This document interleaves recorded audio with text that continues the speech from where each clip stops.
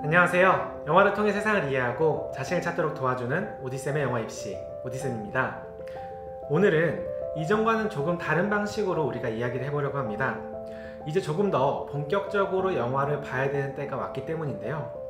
하지만 우리는 남들보다 더 나은 관객이 되고 싶은 것은 아닙니다. 우리는 한 사람의 작가 혹은 감독이 되고 싶은 것이죠. 그러기 위해선 관객의 시선 너머로 작가의 시선으로 영화를 볼 줄 알아야 됩니다. 이런 방식은 정답을 찾는 것은 아닙니다.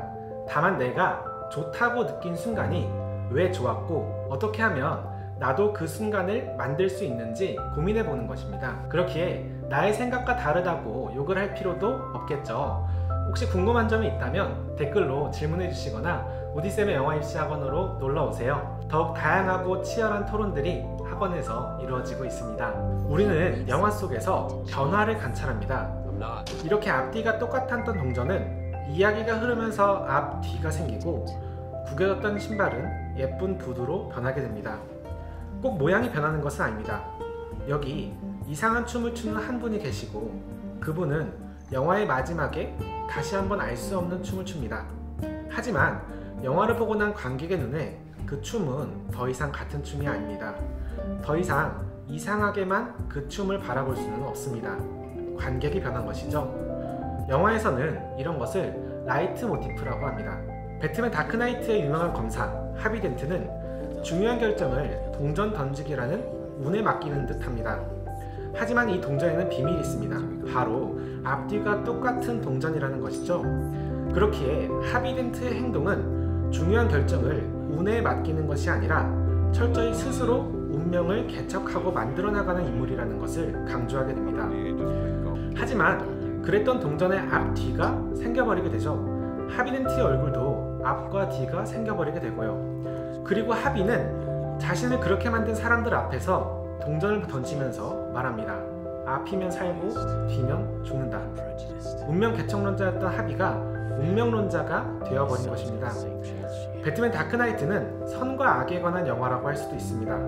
누가 선이고 누가 악인지 끊임없이 질문을 던지죠. 자신의 운명은 자신이 만들 수 있었던 정의의 기사 하비 덴트. 그런 하비 덴트가 결국 운명론자로 바뀌게 되면서 우리는 선과 악의 모호함에 대한 끊임없는 의심을 품게 되는 것이죠. 그리고 감독은 이 작은 동전 하나로 우리의 머릿속에 메시지를 심어 놓습니다. 하나 더 볼까요?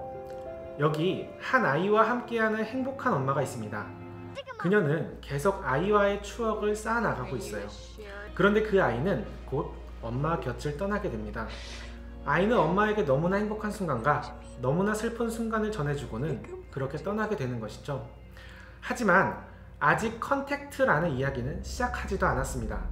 컨택트는 지구를 침공한 외계인에게 언어를 배우는 한 언어학자의 이야기입니다. 여러분, 혹시 언어가 우리의 사고체계를 지배하고 있다는 사실을 알고 있나요? 예를 들어서 한국어를 사용하고 있는 우리는 관계에 대해서 생각할 때 수직적인 사고를 주로 하게 됩니다. 할머니에게 너라고 하지 않고 우리는 존칭을 사용하게 되죠. 하지만 영어에서는 할머니에게도 유라는 말로 말할 수 있어요. 영어를 사용하게 되면 관계에 대해서 생각할 때 수평적인 사고가 가능하게 됩니다. 그런데 만약 외계인이 현재와 과거와 미래의 시제를 동시에 품고 있는 언어를 사용한다면, 그리고 그런 언어를 우리가 배우게 된다면 어떤 사고를 하게 될까요? 지구상의 언어는 과거와 현재와 미래가 나누어져 있죠.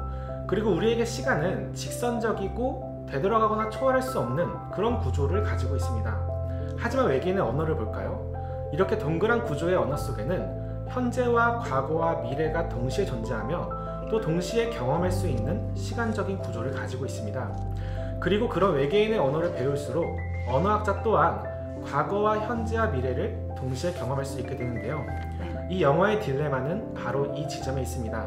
우리가 처음에 보았던 그녀의 아이, 그녀는 아이를 갖게 되면서 지금껏 자신이 경험해보지 못한 행복을 갖게 됨과 동시에 살면서 절대 극복하기 힘든 슬픔을 경험하게 될 것이라는 것 또한 알게 되는 것이죠.